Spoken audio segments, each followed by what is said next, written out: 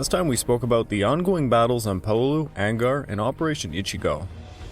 On September the 23rd, Colonel Venable's regiment struggled to breach Lake Salom's defenses, leading to tactical changes and propaganda attempts to force the Japanese to surrender, which ultimately failed. The American command underestimated Japanese resolve, resulting in heavy bombardments and a strategic advance. By the 26th, American forces had divided Peleliu and isolated Japanese defenders facing fierce resistance but making significant progress. On the 27th, Company F secured 2 ridges in Peleliu but struggled with Japanese forces entrenched in caves, halting progress. Despite controlling the northern shore, Marines faced persistent underground resistance from skilled Japanese miners. Meanwhile, the 5th Marines captured Hill 3, Agabus Island, and Radar Hill. In October, the Japanese offensives continued against minimal resistance. This episode is the Japanese triumph in China.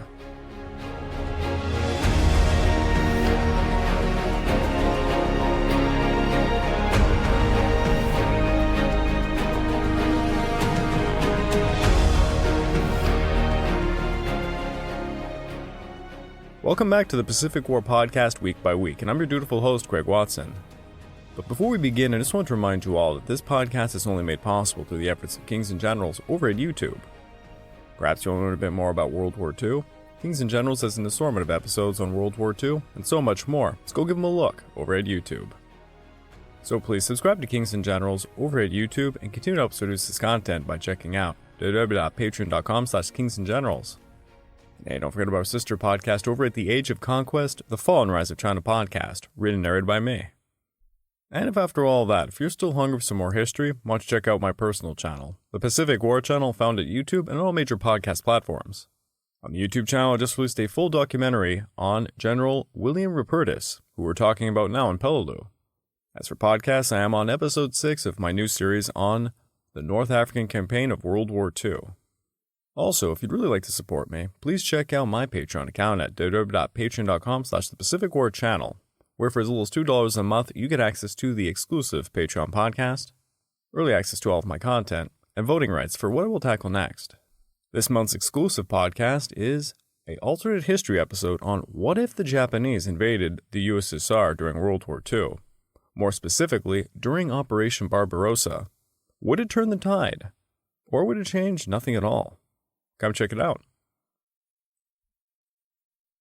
In our previous episode, General Muller's infantry on Angaur had driven Major Goto's isolated forces into the Romualdo Pocket by October the 1st.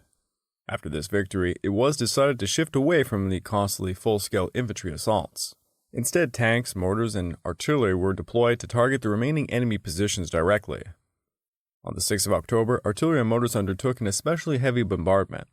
From 7 a.m. to 10:30, 155mm howitzers fired especially chosen targets, including a suspected Japanese observation post, while 105mm howitzers, 4.2-inch mortars, 81mm mortars, and 60mm mortars laid concentrations on flanks in the rear of the remaining Japanese-held area to prevent any Japanese from escaping. At 10:30, the artillery and mortars switched to smoke shells to blanket the Japanese area, and at 10:35, these weapons ceased fire. Following the bombardment, 2 companies were dispatched to feint attacks on the Japanese flanks, aiming to force them out of their fortified positions. The defenders, deceived by the ruse, were then subjected to another intense artillery and mortar barrage, which inflicted significant casualties. Additionally, in the afternoon, a major concrete and steel emplacement, likely serving as Goto's command post, was uncovered and destroyed by direct fire. With the enemy defenses considerably weakened, infantry operations resumed, focusing on sniper teams, small patrols, ambushes, and booby traps to encircle the remaining Japanese forces and to cut off their supply and escape routes.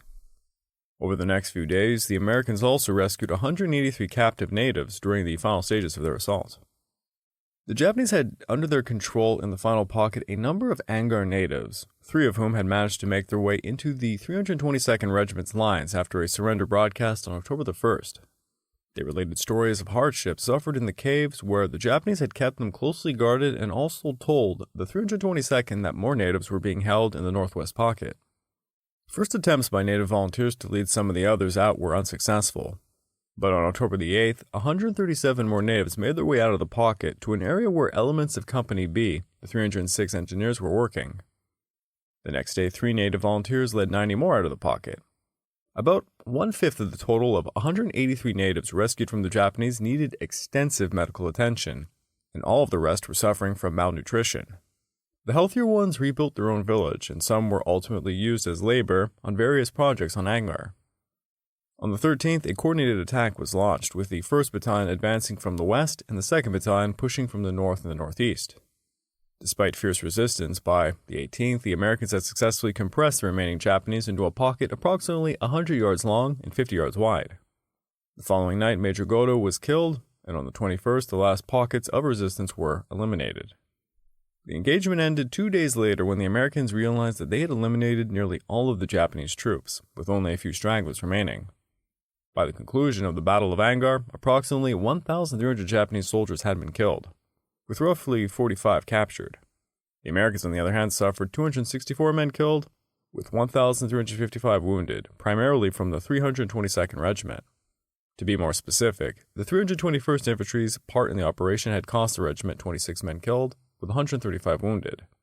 The 322nd Infantry, which had fought longer and against stiffer opposition, lost 211 men killed and 772 wounded. Despite the heavy losses, capturing Angaur proved crucial in securing the Palaus and removing the island group as a threat to the Allied lines of communication across the western Pacific towards the Philippines. Airdrome construction on Angaur was begun on the 20th of September by the 1,884th and 1,887th Engineer Aviation Battalions. The first plane, a C-47, landed on the field on F+28, that being the 15th of October. 4 days later, 6,000-foot landing strips were completed, and work on taxiways, gasoline storage, and other airbase installations was well along the way. Airbase construction on Angaur presented difficult problems. There was available no conveniently located Japanese airfield, which the Allies could repair, improve, and expand. Instead, the work had to begin at the very beginning. Jungle had to be cut away, swamps had to be filled, and rough terrain leveled. There was no hope that an airstrip could be prepared in 3 or 4 days, as had been the case on many other islands in the Pacific. The completion of 2 6-foot-long runways by October the 19th, that being F+32, represented a considerable accomplishment. In defending Angaur, the Japanese lost a well-equipped, highly trained, and well-led infantry battalion. While this force might have been more effectively deployed elsewhere in the Palaus, it succeeded in its mission of delaying the American advance. Meanwhile, General Ishii of the 32nd Division decided to reinforce the limited Japanese presence on Morotai to hinder the development of enemy air bases capable of supporting an assault on the Philippines. Consequently, 3 temporary raiding detachments from the 10th Expeditionary Unit and the 211th and 212th Regiments were formed, with the 210th Regiment preparing a battalion as a follow-up force. On the night of September the 26th, Ishii's reinforcements began their movement to Morotai in barges, with 2 detachments successfully landing near Tilai and the other near Cape Posi-Posi, despite interference from Allied PT boats. Enemy patrols around the island's perimeter blocked the use of the coastal tracks, forcing the reinforcements to navigate through dense jungle. As the concealed Japanese raiders made their way towards Major Kawashima's main force in the Piloi-Sabatai River area, the 3rd Battalion of the 210th Regiment landed in the Boso-Boso sector on October the 9th. The raiding detachments finally joined up with the 2nd Provisional Raiding Unit on October the 20th. Without waiting for the 210th Battalion, Kawashima initiated a series of new infiltration raids, some of which reached the airfield itself. Although those reinforcements created some disruptions by harassing Allied outposts, they did not significantly impact the situation on Morotai. This was due to high disease rates amongst the reinforcements and the inability to deliver enough supplies through the Allied air and naval blockade. General Anami decided more decisive action was needed to prevent the enemy from utilizing their air bases effectively. He instructed Ishii to deploy as much of the force as possible to Morotai to destroy the enemy. In response, Ishii planned to send additional reinforcements, including the main force of the 210th and 211th Regiments and the 18th Shipping Engineers. Yet by November the 16th, approximately 1,100 troops successfully landed south of Wajibola, with Colonel Kiso Oichi taking command of all Japanese forces on Morotai.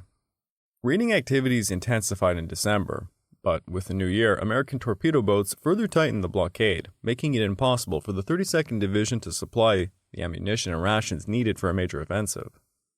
Unable to dislodge the enemy from Morotai, the Japanese eventually had to withdraw to the center of the island, where they remained until the very end of the war.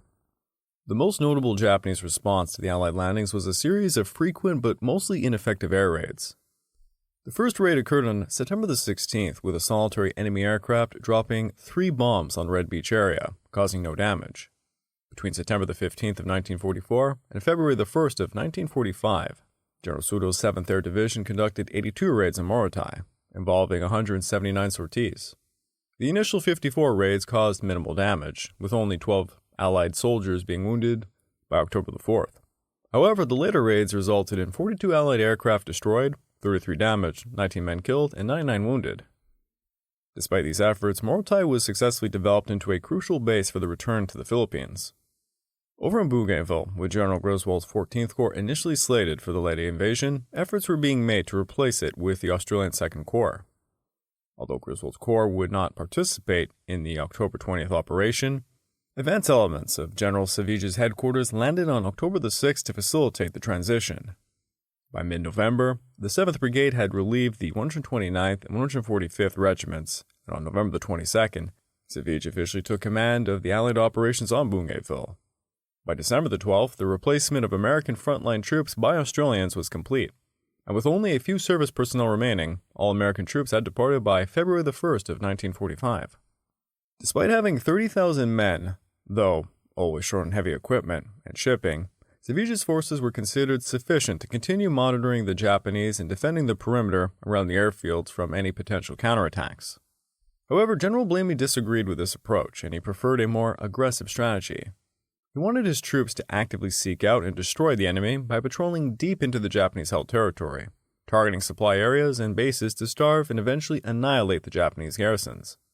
This shift in strategy signaled the start of a new offensive phase in the Bougainville campaign. At the same time, attention shifted to North Burma, where the Allied campaign continued after the victories at Mitkinya and Mogang. However, the strained relationship between General Vinegar Joe and Chiang Kai-shek was approaching its breaking point. Confronted with the impending loss of Guilin, Stilwell persuaded President Roosevelt to issue an ultimatum to Chiang Kai-shek, threatening to cut off American aid to China unless Stilwell was given full command of all forces in China. Chiang Kai-shek perceived this as an attempt to dominate China, and he countered by demanding Stilwell's immediate replacement and welcoming any other qualified American general for the job. As a result, on October the 19th, Stilwell was recalled and replaced by Major General Albert Wedemeyer by the end of the month. The China-Burma-India Theater was then reorganized, with Lieutenant General David Sultan taking over the India-Burma Theater, while Wedemeyer assumed command of the newly established China Theater. However, Wedemeyer would only serve as a chief of staff to Chiang Kai-shek, not taking effective command of the Chinese forces.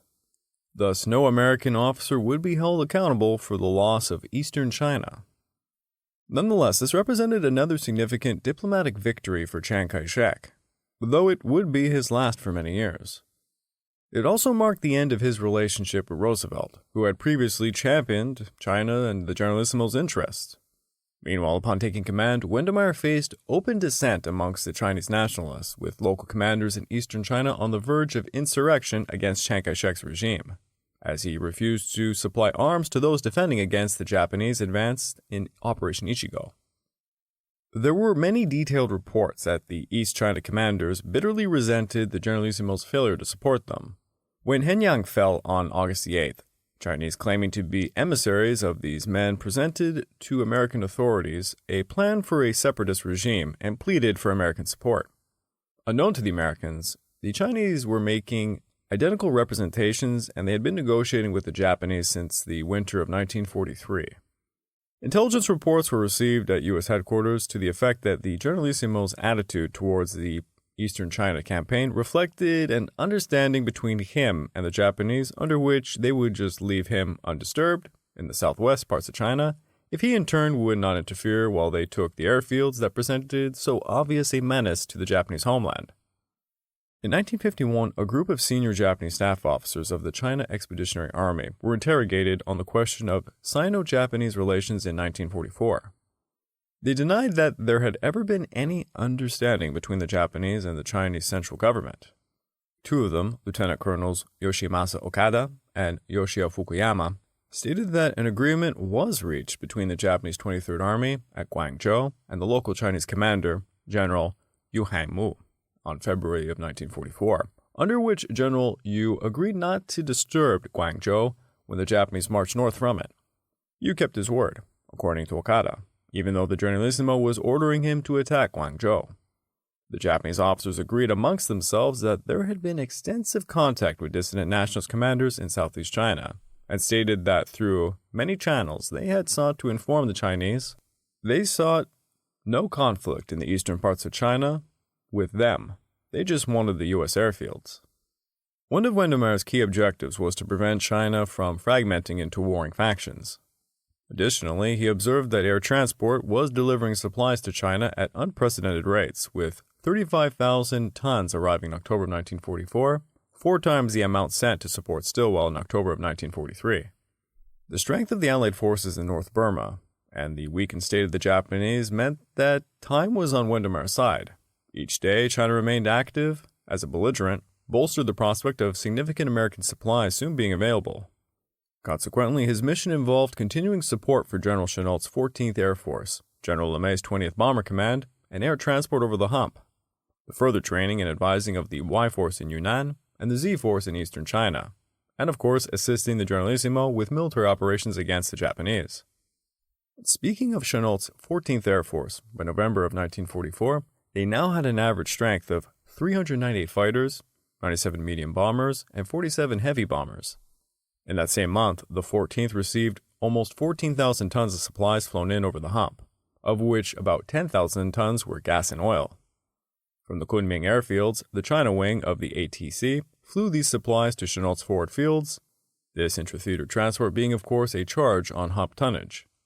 The apparent crisis in East China made it seem advisable to use all available Chinese trucks for concentrating the Chinese for the defense of Kunming. The quartermaster truck companies of the SOS were not by themselves enough to support the 14th Air Force.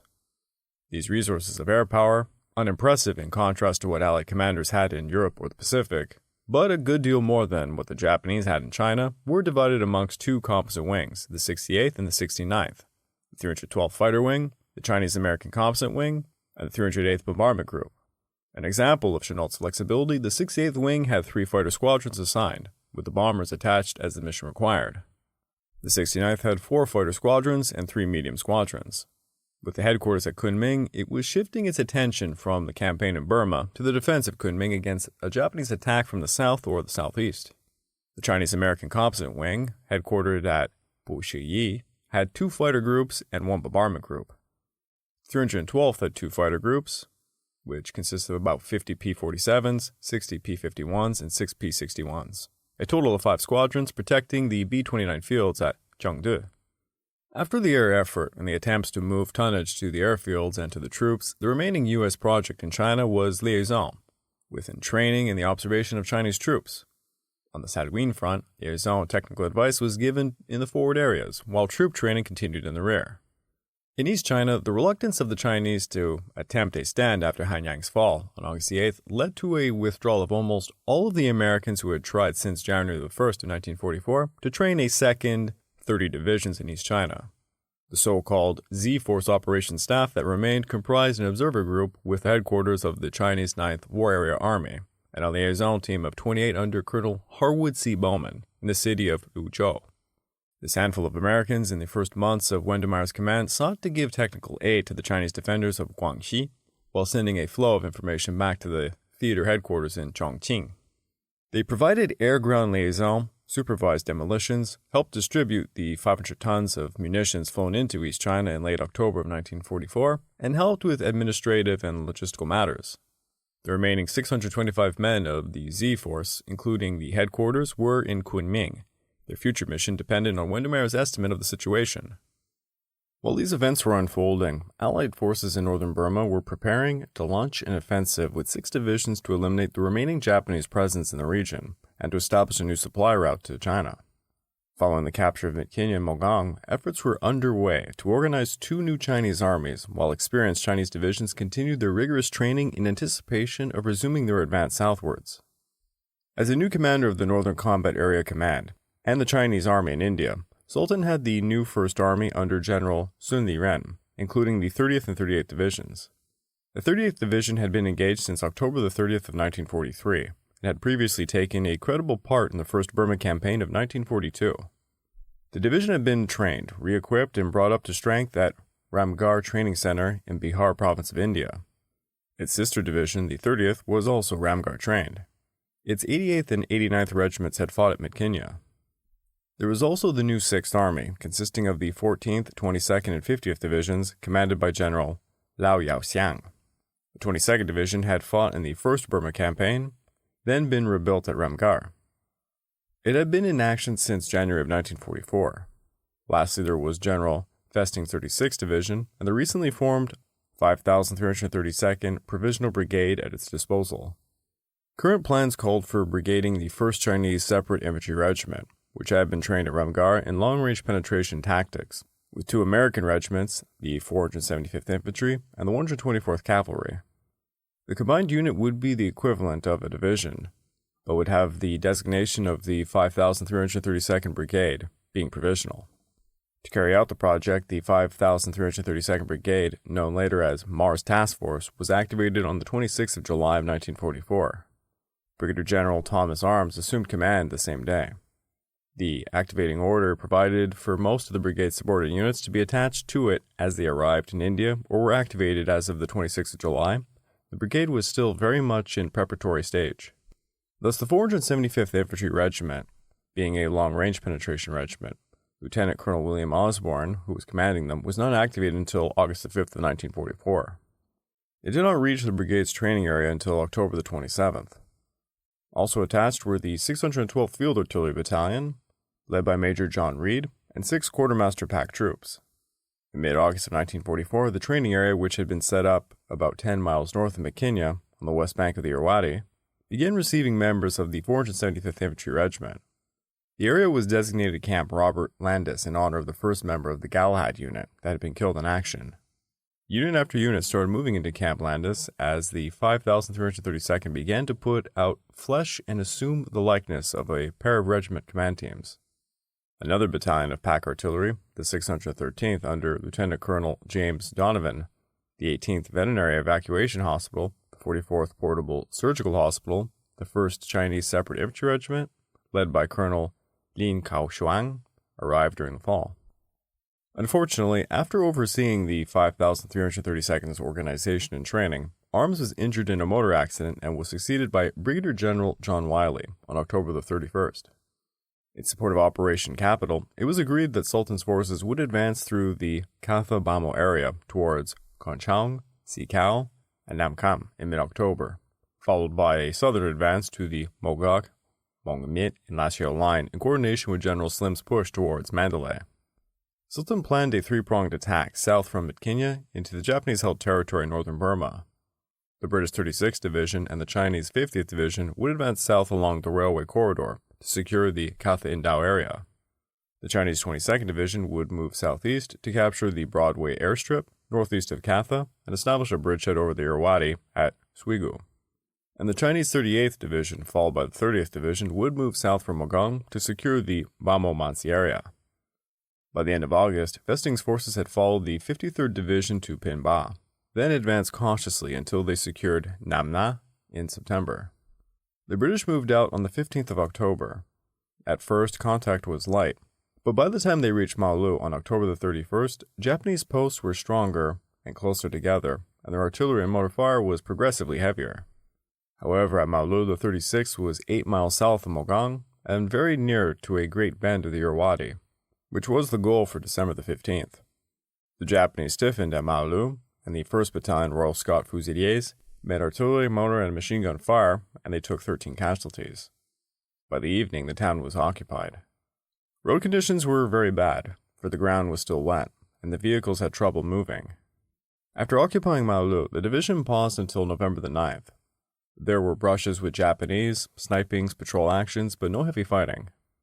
Festing used the lull to bring up the 72nd Brigade, and so make his advance one of the brigades in line, with the 72nd on the east and the 29th in the west. The 72nd would make the main effort. Moving down on a dry weather road parallel to the railway tracks, elements of the 72nd Brigade on November the 10th met stubborn resistance a few miles northwest of the railway station called Pinway. It came from a cluster of bunkers which, together with heavy artillery fire and the identification of Japanese from a number of units, all pointed to one conclusion: for the 36th. It had met the Japanese main line of resistance in the area centering around Pinway. The Pinway area was well adapted to defend. Farther north, the 36th had fought its way over rice fields, but here the bush made an impenetrable screen on either side of the jungle tracks. Flanking movements were so difficult that they were judged to be impossible. Frontal attacks after artillery and air preparations became the order of the day. The Japanese lines at Pinway were held by the 119th Regiment, 53rd Division. Pinway was the hardest fighting the 53rd had encountered. The 119th received a diploma of merit for its work there. At night, their infiltration parties harassed the British rear areas, sought to destroy their artillery. On one occasion, they thrust so deftly into the British positions as to cut off 2 companies of the infantry, which had to be withdrawn at night. The fighting resolved itself into British attempts at prying the Japanese out of their strongpoints, while maintaining a close guard against Japanese raiding parties. In these days, the 72nd Infantry Brigade, which had been trying to force its way over the stream covering the principal Japanese positions, took heavy casualties and had to be relieved by the 29th Infantry Brigade. On November the 25th, the British did put a company across the stream, but found they could not reinforce or supply it. The 53rd Division was also ordered to execute limited but bold attacks to its front. To relieve the pressure on the 53rd Division, the 15th Division was directed to attack the right flank and the rear of the enemy, the 36th Division along the Meza River. Although the attacks of the 15th Division and the counterattacks of the 53rd failed to destroy the enemy, they were successful in checking the offensive of the 36th and enabled the 53rd Division to hold a line of approximately 3 weeks. The order to the 53rd showed the division commanders the caliber and determination of the new army commander, and the 53rd's success in holding bolstered the staging combat spirit of the entire 15th Army. Pressure on the 53rd Division increased as the weeks went by, and when the enemy elements infiltrated into the gap between the 53rd and the 15th Divisions in late November, the 15th Army finally ordered the 53rd to withdraw to Katha and the sector north of Tigiyang. The 15th Division was ordered to withdraw its right wing to maintain contact with the revised battle line of the 53rd Division. The 15th Army finally issued orders to the 53rd and 15th Divisions directing the commencement of the withdrawal movement to the Irrawaddy River on December the 1st. The 33rd Division was directed to withdraw on the 4th of December, giving the division additional time to dispose of munitions in the area. From positions in the Kaomang area, far behind the outposts held by the 36th Division in the railway corridor, the 22nd began its march on October the 15th. It was to move southeast towards Mogang, but bypassing the town to save 10 miles, then towards Pimba, then Ha Pin. As the march got underway, it appeared that the long rest after combat had left troops and animals in poor condition. The troops were traveling as light as possible, but fatigue was evident when after 3 days the division reached Ha Pin. Pre-dawn departures were ordered to keep a minimum, the time spent marching under the full sun, and a day of rest was spent at Ha Pin. At Ha Pin, the division turned east to take a route that would sorely test the marching powers of its troops, for the chosen trail led over the ridge that marked the eastern boundary of the railway corridor, down into a plain that formed a tributary of the Irrawaddy, where the old Chindit airstrip Broadway was located, and up over again over a hill, mass overlooking the Irrawaddy Valley. On October the 26th, the division reached the airstrip 27 miles southeast of Ha Pin. General Lao Huishang, commanding the new 6th Army, of which the 22nd Division was part, flew into Broadway and gave the division detailed orders for the final move to the Irrawaddy. The division was formed into 2 columns. On the west, the 64th Regiment was directed to take Shwugu Gale, which lay on the south bank downstream from Shwugu. The 65th and 66th were to move off as one column, then split into combat teams just north of the Irrawaddy to cross on a broad front. Kachin irregulars and patrols reported there were no Japanese ahead, and after a 3-day rest, the division resumed its advance. On November the 3rd, the division occupied the north bank of the Irrawaddy without opposition. The troops rested while commanders studied maps and waited for rubber boats and outboard motors to be airdropped. 3 days later, the 64th Regiment crossed the Irrawaddy and took Shwugu Gale against late opposition. The next day, the 65th Regiment took Shwugu. The division had its first objectives. Meanwhile, after the unsuccessful Dan offensive, General Honda reorganized the 33rd Army. The 56th Division resumed defending Longning and Mangshu. while the 18th Division took over the defense of Nam Kham. Although the Yoshida Force and the Bamo garrison remained with the 33rd Army, the 2nd Division was reassigned to the Area Army and began relocating to the Pinyinmana, Taunggu area by the end of October to be available for the operations in central Burma. Unbeknownst to Honda, he was soon to encounter the full force of Sultan's renewed offensive. Major General Li Hong's 38th Division had departed from Mikinya on October the 15th, advancing cautiously along the road to Bamo, with minimal contact until the 28th of October. On that date, they encountered Japanese patrols 2 miles north of the Taiping River, which were quickly dispatched. At Myothit was the Japanese outpost line of resistance. The Chinese patrols speedily found that the Japanese meant to defend it. Strong Japanese positions were seen on the south bank. The commander of the 38th Division, General Li Hong, saw that he would have to force a defended river line unless he could turn the Japanese position. General Li Hong decided to use the 112th and 114th Regiments, which had been the main body of the 38th, as an enveloping force. Since they were some 7 miles to the north, the 112th and the 114th were out of contact with the Japanese and well placed to make a wide swing to the east. The 2 regiments began their march through the hills, while the 113th made a show of activity around Myothit to keep the Japanese attention focused there. Once again, the envelopment proved worth its while. The Japanese were too few to defend a long line, and the enveloping force was able to cross the Taiping at an unguarded bridge upstream to go around the right end of the Japanese outpost line of resistance and emerge at the Bamo Plain on the 10th of November. Pressing west towards Bamo, the enveloping force met a strong entrenched Japanese force at Maumak, which is 8 miles east of Bamo and is the point at which the Mitkinya-Bamo road swings to the west for the last stretch into Bamo. Here there was savage fighting between the 114th Regiment and the Japanese defenders. Heavily outnumbered, the Japanese outpost at Maumak was driven into the main defenses at Bamo. The appearance of its survivors, some without rifles, others without shoes, depressed the Bamo garrison. Harrow's forces endured significant losses as they conducted a delaying action at Maumak, with the remaining reconnaissance units joining the defense of Bamo by November the 16th. Meanwhile, the 113th Regiment moved west along the south bank of the Taiping River and approached Bamo from the north. However, instead of directly attacking the town, the 113th Regiment repositioned south and southeast of Bamo. Concurrently, the 114th Regiment advanced west from Maumak to encircle the town from the north, creating a loose encirclement around the Japanese outposts in the Bamo suburbs. This maneuver allowed the 112th Regiment to bypass the confrontation entirely and continue south towards Nam Kham. By early November, Japanese patrols had also detected the presence of the 22nd Division in the region between Bamo and Katha, apparently moving towards Mandalay. Fearing that this force might sever the Mandalay-Lashio railway line by advancing through Mongmit, Honda's staff decided to keep the 55th Regiment stationed in Nam Kham and reassign the rest of General Naka's 18th Division to Mongmit to prevent the effective separation of the 15th and 33rd Armies. While the 64th Regiment remained to secure the crossing area, the 22nd Division advanced towards Matha, along the main road south from the Japanese stronghold of Bamo, which was captured without incident on November the 14th. Continuing along the Bamo-Mitsun Road, the Sua area was secured by late November, with Colonel Ernest Easterbrook's 475th Regiment also moving there after bypassing Bamo successfully.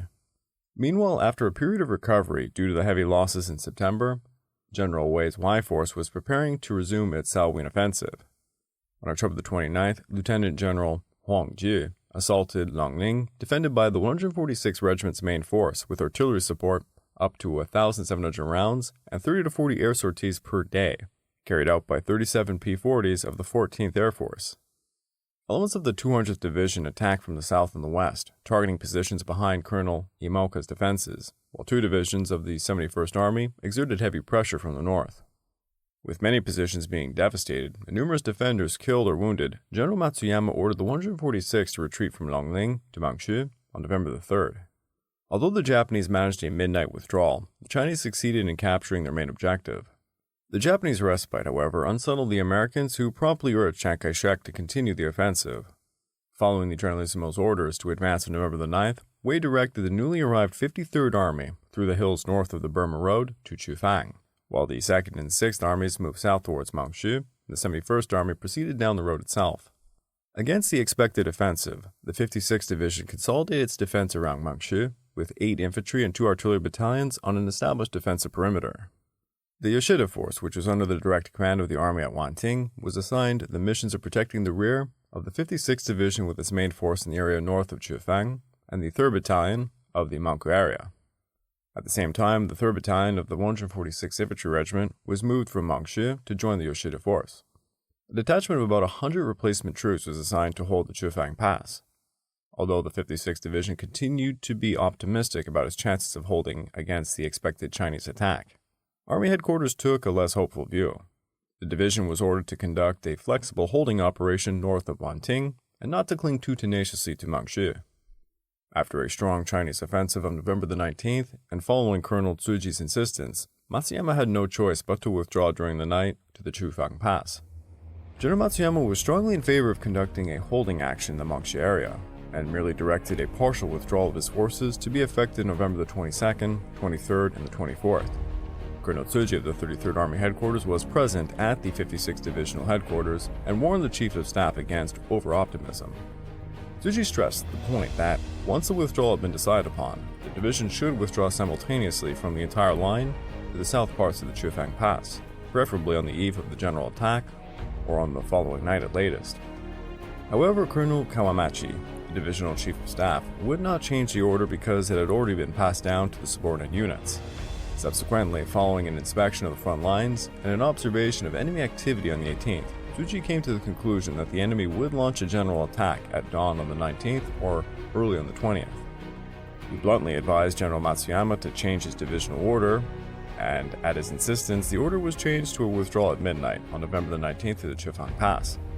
At dawn on the 19th, the Chinese launched a heavy attack in an attempt to envelop the entire line, just as Tsuji had predicted. All frontline units held in their prepared positions had inflicted heavy losses. Throughout the day, they were able to check the enemy, but with the tremendous forces arrayed against the division, it was probable that many of the positions would be overrun the following day. The division, however, succeeded in withdrawing from the entire line at midnight on November the 19th. As a result, the strategic Mangshi airfield fell to Wei, enabling him to land supplies rather than relying solely on airdrops.